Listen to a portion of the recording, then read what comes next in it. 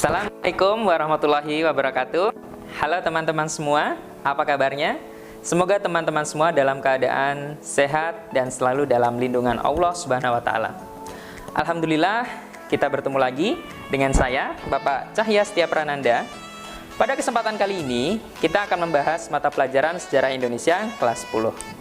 Nah, pada video kali ini akan membahas materi selanjutnya, yaitu kehidupan masyarakat Indonesia pada masa praaksara, yang mana sesuai dengan kompetensi dasar pada poin 3.2, yakni memahami corak kehidupan masyarakat pada zaman praaksara. Nah, baiklah anak-anak, untuk lebih jelasnya, mari simak penjelasan video berikut ini. Kemarin kita telah bahas pada poin C, yaitu manusia praaksara bangsa Indonesia. Sekarang pada kesempatan kali ini kita akan membahas poin D, yakni perkembangan kehidupan masa praaksara atau sesuai dengan KD corak kehidupan manusia praaksara di Indonesia. Ada beberapa tahapan atau perkembangan pada kehidupan masyarakat praaksara. Yang pertama, masa berburu dan mengumpulkan makanan. Kemudian yang kedua, masa bercocok tanam dan beternak. Kemudian yang ketiga, masa perundagian. Apa saja penjelasannya? Nah, kita simak pada slide berikutnya. Yang pertama, masa berburu dan mengumpulkan makanan atau disebut dengan meramu, atau pada istilah bahasa Inggris sering disebut dengan food gathering. Nah, berikut beberapa ilustrasi dari masa berburu dan mengumpulkan makanan. Masa berburu dan mengumpulkan makanan merupakan tahap awal kehidupan manusia. Pada masa ini, manusia menghabiskan 90% waktu hidupnya dengan berburu dan mengumpulkan makanan. Kegiatan yang dilakukan hanya mengumpulkan makanan dan menyeleksi makanan karena belum dapat mengusahakan jenis tanaman untuk dijadikan bahan makanan. Adapun ciri-ciri masa berburu dan mengumpulkan makanan adalah sebagai berikut. 1. Hidup dalam kelompok kecil sekitar kira-kira 10-15 orang. Yang kedua, hidupnya masih tergantung dengan alam. Yang ketiga, tinggal di daratan rendah sekitar sumber dan makanan. Yang keempat, hidupnya berpindah-pindah mencari sumber makanan atau disebut dengan nomaden. Yang kelima, kegiatannya berburu dan mengumpulkan makanan.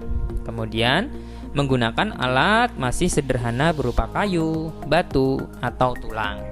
Beberapa peralatan yang terbuat dari batu yaitu kapak perimbas dan kapak genggam. Selanjutnya pada tahap atau fase berikutnya adalah masa bercocok tanam dan beternak. Nah, berikut gambar ilustrasi dari masa bercocok tanam dan beternak. Pada masa ini, manusia sudah menetap di suatu wilayah. Manusia memenuhi kebutuhan dari hasil bercocok tanam. Pola kehidupan bercocok tanam menunjukkan manusia pada masa ini sudah dapat menguasai lingkungan alam. Berbagai macam tumbuhan dan hewan mulai dipelihara dan dijinakkan. Bahkan sudah ada pembagian kerja berdasarkan jenis kelamin dan usia. Adapun ciri-ciri masa bercocok tanam dan beternak adalah sebagai berikut. Yang pertama, hidupnya sudah menetap di suatu perkampungan. Kedua, hidup berkelompok dan memiliki pemimpin atau kepala suku. Ketiga, bahan makanan dari bercocok tanam dan beternak. Keempat, mulai mengenal aktivitas ekonomi perdagangan dengan sistem barter. Kelima, sudah mengenal sistem kepercayaan terhadap roh nenek moyang.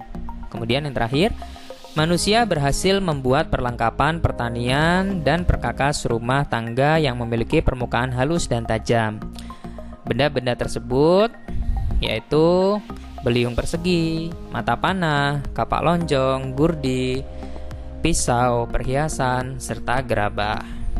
Berikut contoh gambar dari benda-benda tersebut. Selanjutnya, masa perundagian.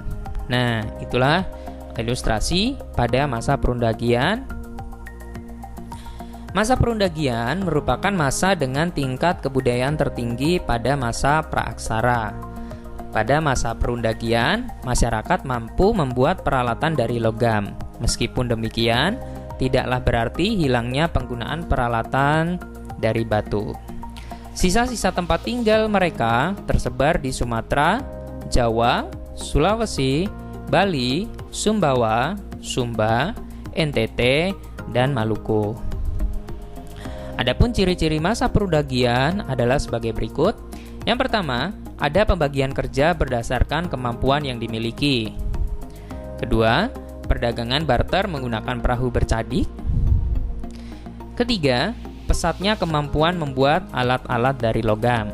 Keempat, sudah membuat perhiasan dari logam. Kelima, mengenal ilmu astronomi dan iklim untuk kegiatan pertanian dan pelayaran. Kemudian yang terakhir, muncul golongan undagi dalam masyarakat. Mereka dapat membuat barang-barang logam yang indah sebagai simbol status sosial. Barang-barang yang dihasilkan antara lain nekara, moko, kapak corong, bejana perunggu, dan arca perunggu.